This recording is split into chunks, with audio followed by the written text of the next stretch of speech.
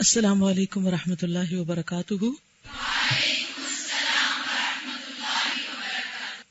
نحمده ونصلی علی رسولہ الکریم، اما بعد فاعوذ باللہ من الشیطان الرجیم، بسم اللہ الرحمن الرحیم، رب اشرح لی صدری ویسر لی امری واحلل عقدۃ من لسانی یفقہوا قولی۔ فصل 69 عبادات اور معاملات میں شرک۔ اب پچھلا چیپٹر تو پڑھ کے آپ نے سوچا گا کہ الحمدللہ ہم اس طرح کے ہر چیز سے اور ہر شرک سے پاک ہیں، لیکن اپنی عبادات اور معاملات کو دیکھیے کہ کہیں وہاں تو شرک نہیں آ گیا۔ مذکورہ بالا شرک کے مقابلے میں شرک فی العبادت اور شرک فی المعاملہ کمتر درجے کا شرک ہے، یعنی یہ شرک ابھی جس کا ذکر ہوا وہ شرک اکبر ہے، بڑا شرک ہے۔ اس کے مقابلے میں عبادت اور معاملات میں شرک کمتر درجے کا ہے۔ پہلی قسم کے شرک کے مقابلے میں اس کی عقوبت اور سزا کم ہے۔ اس کی عقوبت کس کی؟ شرک فی العبادت اور شرک فی المعاملہ کی سزا کم ہے، کیونکہ اس قسم کا شرک اس آدمی سے بھی سرزد ہو جاتا ہے جو اللہ کے سوا کسی کو معبود اور الہ نہیں مانتا۔ یہ ہے خطرے کی بات، اس میں ہم سب کے بھی ڈرنے کی بات ہے۔ ایک بندہ جو یہ اعتقاد رکھتا ہے کہ ذات خداوندی کے سوا دوسرا کوئی نفع اور نقصان نہیں پہنچا سکتا، اس کی ذات کے سوا کوئی معبود نہیں، اس کی ذات کے سوا کوئی رب اور پروردگار نہیں، لیکن بسا اوقات اس میں یہ بات پائی جاتی ہے کہ اس کا معاملہ، اس کا عمل، اس کی عبادت اور عبودیت اخلاص لوجہ اللہ سے خالی ہوتی ہے، مخلص نہیں ہوتا، خالص نہیں ہوتا، اس کی نیت خالص نہیں ہوتی۔ کبھی وہ صرف حفظ نفس کی خاطر عمل کرتا ہے، کبھی وہ صرف حفظ نفس کی خاطر عمل کرتا ہے، یعنی ذاتی مفاد پر مبنی عمل کرتا ہے، اپنے آپ کو بچانے کے لیے، اپنے آپ کو ڈیفینڈ کرنے کے لیے۔ اس کو حظ بھی پڑھا جا سکتا ہے۔ حظ کا مطلب ہوتا ہے لطف، یعنی صرف ذات کی انجوائمنٹ کے لیے کوئی اچھا کام کر رہا ہوتا ہے۔ مثلا کئی لوگ چیریٹی کا کام کرتے ہیں یا انسانوں کی خدمت کرتے ہیں، کس لیے؟ کیونکہ انہیں اس میں خود مزہ آتا ہے۔ تو جس کام کو وہ انجوائے کرتے ہیں، جس کام میں مزہ آتا ہے، بس وہ صرف وہ کام کرنا چاہتے ہیں۔ اور اگر کوئی کام، خواہ وہ کتنا ہی نیکی والا کام ہو، کتنا بھی اچھا کام ہو، لیکن اس میں اگر نفس کا مزہ شامل نہیں تو اس کام سے ان کو کوئی زیادہ دلچسپی نہیں ہوتی، اسے وہ اپنے لیے بوجھ سمجھتے ہیں۔ اب آپ دیکھیے کہ مثلا نماز کا وقت ہو گیا ہے، اللہ اکبر کی پکار آ گئی اور اذان آپ پہ بڑی بھاری ہے، یہ نماز بڑی بھاری ہے، خصوصاً صبح کی۔ کس قدر تم پہ گراں صبح کی بیداری ہے، ہم سے کب پیار ہے، ہاں نیند تمہیں پیاری ہے۔ اب اس وقت کی نماز بھاری ہے کیونکہ نفس ساتھ نہیں دے رہا۔ ہاں مثلا عصر کی نماز یا ظہر کی یا کسی اور وقت کی، جب کہ وہ نفس کو زیادہ مشقت اس میں نہ ہو تو وہ اس کو پڑھ لیتے ہیں۔ کچھ لوگوں کو آپ نے دیکھا ہوگا کہ وہ 3 نمازیں مثلا بڑی ریگولرلی پڑھتے ہیں، یہ 2 نمازیں چھوڑ دیتے ہیں کیونکہ وہ ان کے نفس پہ بھاری۔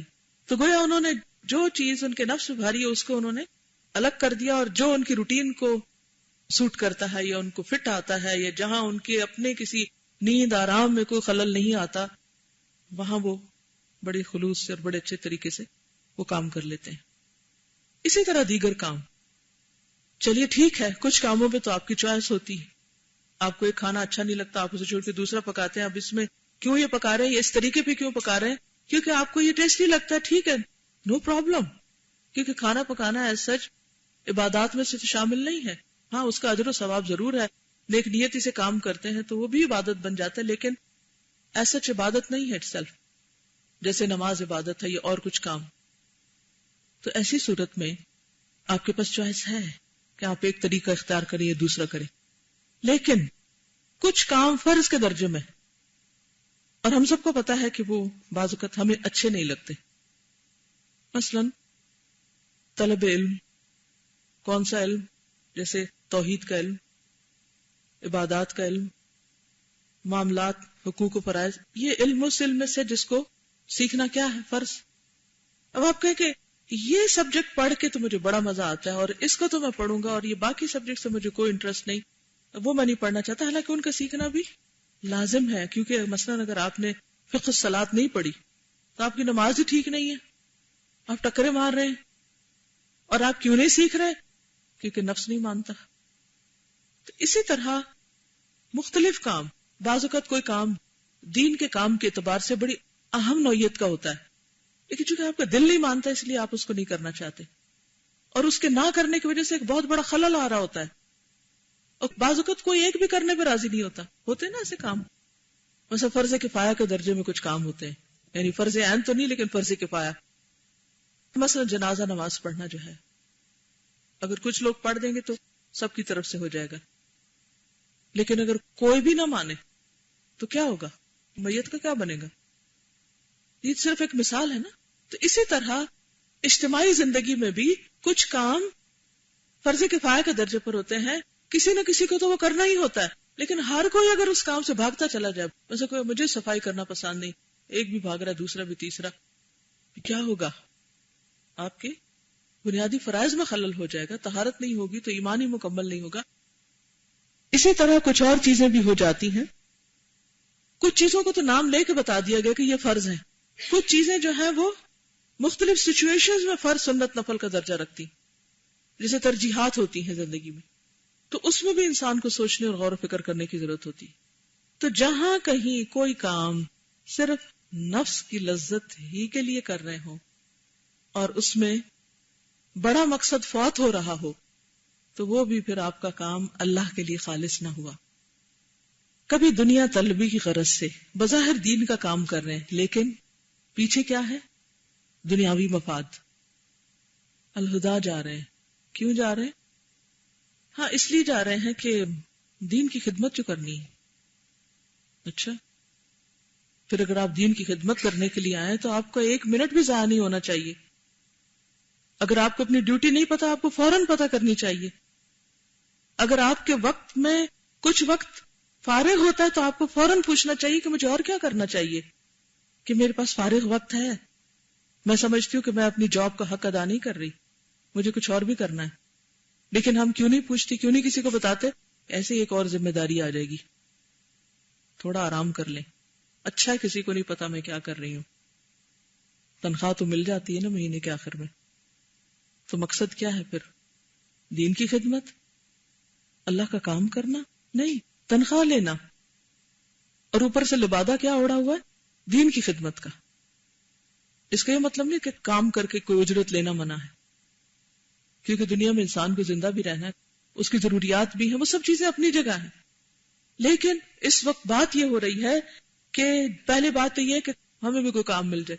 مل گیا کوئی کام، پھر حقیقت میں کام ہے کوئی نہیں لیکن حاضری لگ رہی. کتنے اسکول آج پاکستان میں ایسے ہیں کہ جو صرف کاغذ پر اسکول ہیں، ان میں نہ کوئی ٹیچر جاتا ہے، نہ وہاں کوئی پڑھائی ہوتی ہے، اور سب لوگ گھر بیٹھ کر باقاعدہ مہینے کی تنخواہیں لے رہے ہوتے ہیں. روز ایسے واقعات آپ سنتے ہیں. لوگ ڈیوٹی پر نہیں جاتے لیکن پوری تنخواہ لیتے ہیں، لیٹ جاتے ہیں، جھوٹ ٹائم لکھتے ہیں غلط، چھٹی کر لیتے ہیں، پریزنٹ لگوا دیتے ہیں تاکہ تنخواہ نہ کٹے. کسی اور کو کہہ دیتے ہیں میری اٹینڈنس بھی تم لگا دینا. اب کون ہر روز اٹھ کے 100 لوگوں کا ریکارڈ چیک کرے گا کہ اٹینڈنس لگی ہوئی ہے اور نہیں ہے، جھوٹی لگا دی گئی ہے؟ کیا واقعی یہ دین کی خدمت ہے؟ یہ اللہ کی خاطر کام ہو رہا ہے؟ کس کو دھوکہ دے رہے ہیں؟ اللہ کو، ایمان والوں کو، خود کو. اور ہم سمجھتے ہیں بڑے سمارٹ ہیں کہ کام سے بھی بچے ہوئے ہیں اور لبادہ بھی اوڑا ہوا ہے، لوگوں کی نظر میں بڑے نیک بھی نظر آتے ہیں، اور گھر والوں پہ بھی بڑا روب جمایا ہوا ہے کہ ہم تو بڑی دین کی خدمت کے لیے گھر سے جا رہے ہیں. کرتوت یہ ہے، کام سے سنجیدگی ہے ہی نہیں، سیدھا کیا، الٹا کیا، غلط کیا، کیا نہ کیا، مرضی آئی کیا، مرضی آیا، جب دل چاہا چھوڑ دیا. دل میں کوئی اہمیت نہیں اس کام کی، بظاہر بہت ڈھونگ رچا رکھا ہے. تو اب یہ سب کیا ہے؟ اصل میں دنیا طلبی ہے، دین وین کچھ نہیں، وہ صرف نام کا ہے.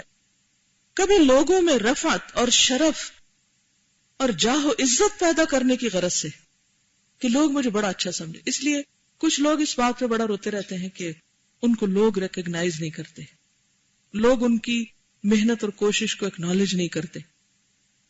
بھئی اس کی کیا ضرورت ہے، کریں یا نہ کریں، لوگوں نے آپ کو کیا دینا ہے، اور اگر دے بھی دے تو وہ کیا ہے، کتنی دیر چلے گا، کیا کافی ہوگا. دوسرے لفظوں میں کہنا چاہیے عزت کے بھوکے.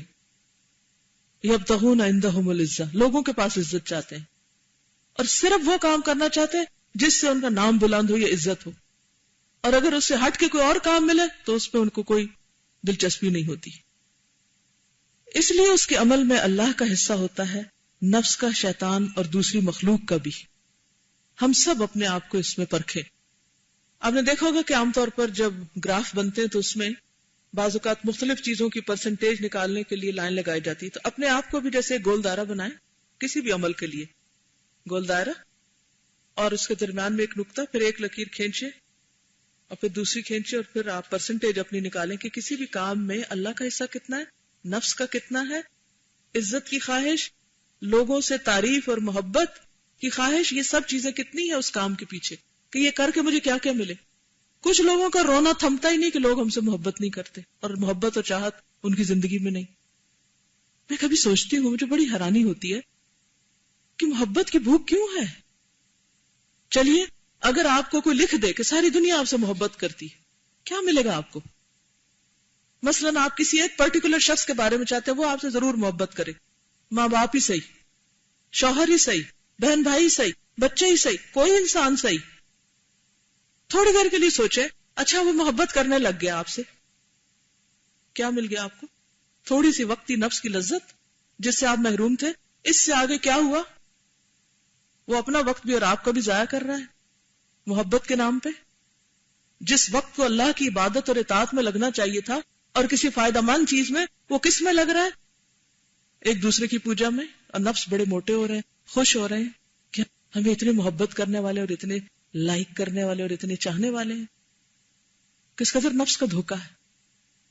کبھی تھوڑی دیر کے لیے سوچیں کہ اچھا امیجن کر لیں تھوڑی دیر کہ ہاں میں چاہتی ہوں فلاں مجھ سے محبت کرے. اچھا امیجن کریں وہ کرنے لگ گیا، سو واٹ، پھر کیا ہوا؟ اچھا یہ ہوگا، اچھا پھر کیا ہوگا؟ پھر کیا ہوگا؟ کل میرے ساتھ قبر میں جائے گا، وہ میری جدائی میں روئے گا اپنی ذات کے لیے، آؤٹ آف سیلفشنس. وہ میرے ساتھ نہیں اترے گا قبر میں، مجھے کوئی فائدہ نہیں اس کی محبت کا اگر وہ میری مصیبت میں میرے کام نہیں آ رہا. اور ہے آج تک کوئی جو کسی کے ساتھ اترا ہو؟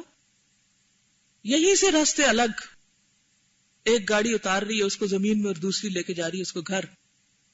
وہ جا کے اپنے آرام دہ بستر پہ سو رہا ہے اور دوسرا محبوب سو رہا ہے اس کا زمین کے نیچے. ہاں اس کا خیال آ جائے گا، آہیں بھرے گا، روئے گا. کس لیے؟ کہ تمہیں تمہاری تعریفیں کر کر کے تمہیں موٹا کرنے والا چلا گیا.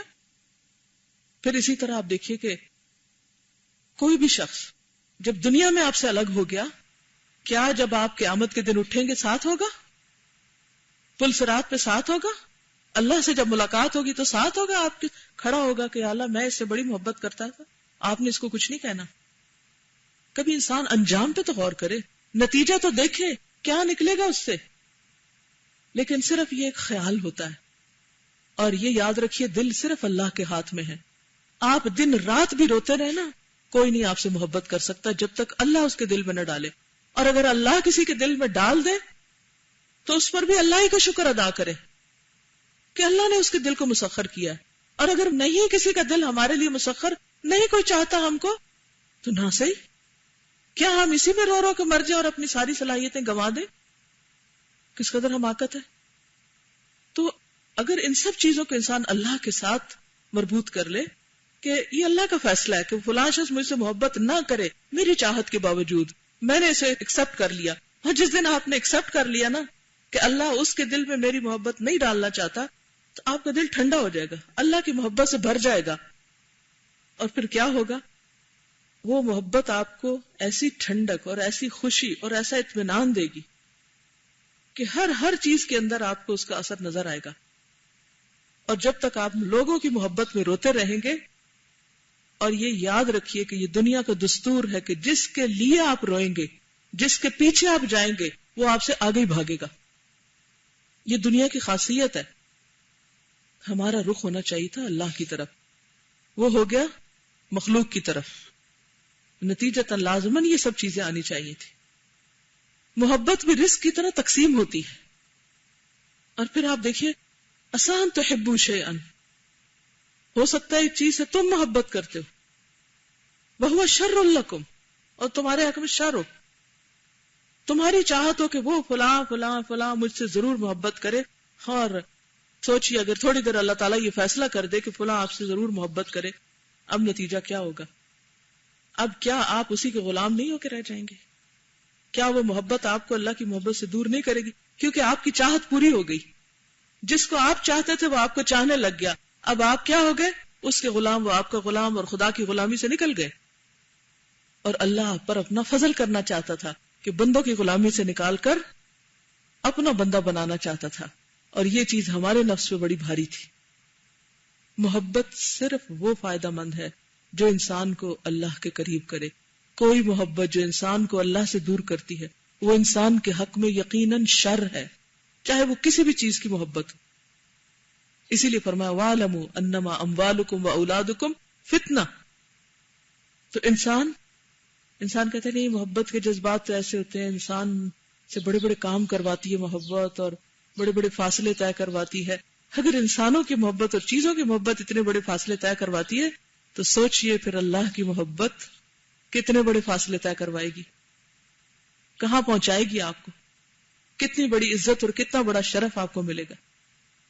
دنیا کی اکثر و بیشتر مخلوق کے اعمال کا یہی حال ہے، اور یہ اسی قسم کا شرک ہے جو صحیح ابن حبان کی روایت میں مذکور ہے کہ رسول اللہ صلی اللہ علیہ وسلم نے فرمایا الشرک فی هذه الامہ اخفی من دبیب النمل.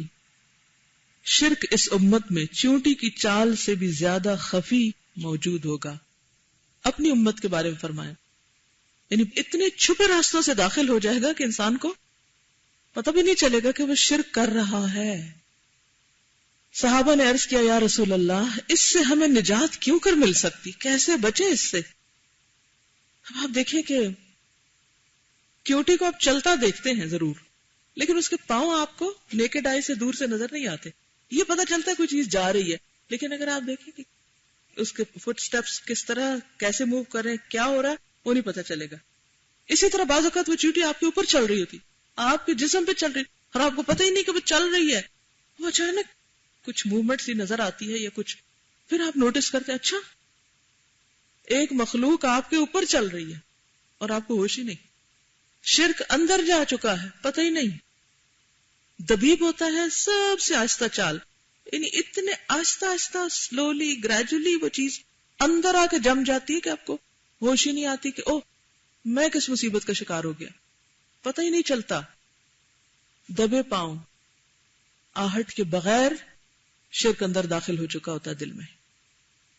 تو نبی صلی اللہ علیہ وسلم نے دعا سکھائی، قل اللہم انی اعوذ بک ان اشرک بک وانا اعلم واستغفرک لما لا اعلم. کہو اے اللہ میں تیری پناہ چاہتا ہوں کہ دانستہ یعنی جان بوجھ کر تیرے ساتھ میں شرک کروں، اور جو میں نہیں جانتا یعنی مجھے پتہ ہی نہیں کہ میں شرک کر رہا ہوں، یا اللہ اس سے بھی مجھے بچا، اس سے بھی بچا کر مجھے اپنی پناہ اور حفاظت میں لے لے، اور اس شرک سے تیری مغفرت چاہتا ہوں، تو مجھے معاف بھی کر دے. اور اس میں سب سے بڑی نمبر 1 چیز کیا ہے؟ ریا، دکھاوا، اور سمع یعنی لوگوں کو سنانے کے لیے نیکی کرنا، بتانے کے لیے، شہرت کے لیے. یہ کیا ہے؟ قطعاً اور کلیتاً شرک ہے. کتنے حریص ہوتے ہیں، بس کچھ کام کیا کوئی دیکھ لے صحیح، کسی کو پتہ چل جائے میں نے یہ کیا ہے. اور اگر کسی کو پتہ ہی نہیں چلا اور کسی نے تعریف ہی نہیں کی اور کسی نے امپورٹنس ہی نہیں دی اور کسی نے مانا ہی نہیں اس کو، میں نے نہیں کرنا آئندہ یہ کام. ضدی بچے کی طرح وہ ٹھوکر ماری کہ میں جتنی مرضی نیکی ہو میں نے نہیں کرنی، مجھے کیا ملا؟ کیونکہ آپ کی چاہت جو تھی وہ تو آپ کو ملی نہیں، لہٰذا آپ کیوں اچھا کام کریں. لیکن جب اللہ کے لیے انسان کرتا ہے اور اللہ کے تقوی اور اللہ کی محبت اور اللہ کی خاطر، تو انداز کچھ اور ہوتا ہے. ایک خاتون کا میں واقعہ پڑھ رہی تھی کہ ایک بہت بڑے تاجر نے اس کے ساتھ شادی کی. دونوں ایک دوسرے سے بہت محبت کرتے تھے، تو ایک دوسرے سے عہد و پیمان لیے دونوں نے. اور عام طور پر شوہر بیوی کا عہد و پیمان محبت کے اظہار کے طور پہ کیا ہوتا ہے؟ کہ بے وفائی نہیں کرو گے، دوسری شادی نہیں کرو گے. تو شوہر نے پکا وعدہ کیا کہ تمہارے بعد میرے لیے کچھ اور کوئی ہے ہی نہیں، میں اور شادی نہیں کروں گا. جو میرے خیال سارے مرد کہتے کم از کم ضرور ہیں. لیکن ہوا یہ کہ وہ اپنے کام کی جگہ پر تھا کہ ایک عورت اس کے پاس آئی اور اس نے کہا کہ میرا شوہر مر گیا ہے اور میں بیوہ ہوں اور مجھے اپنی ذات کے بارے میں بڑا فتنہ ہے اور میں چاہتی ہوں کہ مجھ سے کوئی شادی کر لے. تو میں نے سارا بازار دیکھا ہے اور تم مجھے سب سے زیادہ شریف اور بھلے مانس نظر آئے ہو، تم اس سے شادی کر لو. اس نے کہا نہیں نہیں، یہ نہیں ہو سکتا، میں اپنی بیوی سے وعدہ کر چکا ہوں، میں دوسری شادی نہیں کروں گا. پھر اس کے بعد پھر آ گئی. اس نے کہا نہیں، تم نے مجھ سے شادی کرنی ہو، اور دیکھو تو صحیح میں کتنی خوبصورت ہوں. بہرحال اس شخص نے شادی کر لی. عورت مرد کے لیے ایک فتنہ ہوتی، چھپ کے شادی کر لی اور اس کو کہیں دور پار ایک الگ جگہ پر رکھا. ادھر جو پہلی بیوی تھی اس نے کچھ سینس کر لیا، لیکن شوہر سے پوچھا نہیں، کیونکہ وہ جاننا نہیں چاہتی تھی یا سننا نہیں چاہتی تھی یا جو بھی وجہ تھی. اب ظاہر ہے کہ دوسری جگہ شادی تھی تو شوہر نے بیچ میں جو اس کے اوقات تھے گھر آنے کے یا کام کے، ان میں وہ کہیں غائب ہو جاتا تھا. اس کو اور شک پڑ گیا. تو ہوا یہ کہ اس نے اپنی میڈ سے کہا کہ تم آج سارا دن صاحب کے پیچھے جاؤ. کہاں جاتے ہیں؟ اور جہاں جہاں جائیں بس ان کے پیچھے اندر نہیں جانا، لیکن دور سے دیکھتی رہو اور پتہ کر کے آؤ. خیر وہ اس نے پیچھے جو لگایا تو وہ سارا دن پیچھے پیچھے رہی. جب وہ شوہر اس کا اس عورت کے گھر گیا جہاں اس کو دوسری بیوی کو رکھا ہوا تھا، تو وہاں سے وہ واپس خبر لے کر آئی کہ وہ فلاں گھر میں گیا اور میں نے ہمسایوں سے پوچھا ہے تو انہوں نے کہا کہ یہ اس کا شوہر ہے جو آتا ہے. کنفرم ہو گیا کہ شادی ہو چکی. اب اس عورت کے دل پر گزری تو بہت کچھ، لیکن اس نے شوہر سے ذکر نہیں کیا، اس کو شرمندہ نہیں کیا. کیوں؟ کیونکہ اگر وہ کہتے بھی تو ریاکشن کیا ہوتا؟ یا وہ جھوٹ بولتا، جھوٹی قسمیں کھاتا. تو اس کو یہ بھی گوارا نہیں تھا کہ شوہر جس سے وہ محبت کرتی ہے وہ اس کی خاطر جھوٹی قسمیں کھائے، کیونکہ اس کا انجام آخرت خراب ہوگی. خیر صبر کر لیا، چپ رہی. اتفاق یہ ہوا کہ کچھ عرصے کے بعد اس شخص کی ڈیتھ ہو گئی، فوت ہو گیا شوہر. اب یہ پریشان ہوئی کہ جو کافی مالدار شخص تھا کہ میں اکیلی اس مال کی وارث نہیں ہوں، اس وراثت میں اس کا بھی حصہ ہے. اب مال بہت بڑا فتنہ ہوتا ہے، بہت شدید محبت ہوتی ہے، انسان 100 تعویلیں کر کے اس وراثت سے محروم کرے دوسروں کو. چونکہ اس کی میڈ وہ جگہ دیکھ چکی تھی، اس نے کیا کیا کہ وہ جتنا بھی ترکہ تھا اس کو پراپر طریقے سے تقسیم کیا، اور جتنا مال اس دوسری بیوی کا کو وائف کا بنتا تھا اسی میڈ کے ہاتھ بھیجا، یہ کہہ کے کہ تمہارا شوہر فوت ہو گیا ہے اور اس نے اتنی اتنی جائیداد چھوڑی ہے اور اس کا یہ حصہ تمہارے لیے بنتا ہے، یہ دوسری بیوی نے تمہارے لیے بھیجا. وہ عورت جب لے کر وہاں پہنچی تو کہنے لگی کہ بات یہ ہے کہ اس نے اپنی وفات سے کچھ دن پہلے مجھے طلاق دے دی تھی، اس لیے یہ حق میرا نہیں ہے، تم اسے واپس لے جاؤ. اور اس نے وہ مال نہیں رکھا. اس کو کہتے ہیں تقوی اور اللہ کے لیے کچھ کرنا. یہ ہوتا ہے خوف خدا، اللہ کے ڈر سے دوسرے کا حق دینا یا اللہ کے ڈر سے دوسرے کے حق کو ہاتھ نہیں لگانا کہ یہ مال میرے لیے حلال ہے ہی نہیں، جائز ہی نہیں. جب مجھے طلاق ہو چکی تو میرا تو ورثہ بنتا ہی نہیں. نہ وہ اس کو جانتی نہ وہ اس کو جانتی. وقتی طور پر کچھ چیزیں انسان کے لیے بہت بڑی اور بہت بھاری ہوتی ہیں، اور انسان کا نفس کیا چاہتا ہے؟ فوراً انتقام لے، فوراً بدلہ لے. عام طور پر آپ نے دیکھا ہوگا جہاں بھی یہ حادثہ ہوتا ہے، جس گھر میں بھی، وہاں پر انجام کیا ہوتا ہے اور کہاں تک باتیں جاتی ہیں اور کس کس طریقے سے لوگوں کو ان کے حق سے محروم کیا جاتا ہے، اور ایک لامتناہی سلسلہ چل پڑتا ہے گناہوں کا جس کا پھر کوئی اینڈ نہیں. اور پھر خود شوہر کبھی ایک کی طرف ہو جاتا ہے یا دوسرے کی طرف، اور نتیجتاً اس کا انجام کیا ہے کہ وہ آدھا دھڑ والی بات، قیامت کے دن وہ اٹھے گا اور اس کا آدھا دھڑ گرا ہوا ہوگا کیونکہ 2 بیویوں میں عدل نہیں کر سکا. امتحان تو سخت زیادہ مردوں کا ہے، لیکن اس وقت جو اصل موضوع ہے وہ کیا ہے؟ تقوی.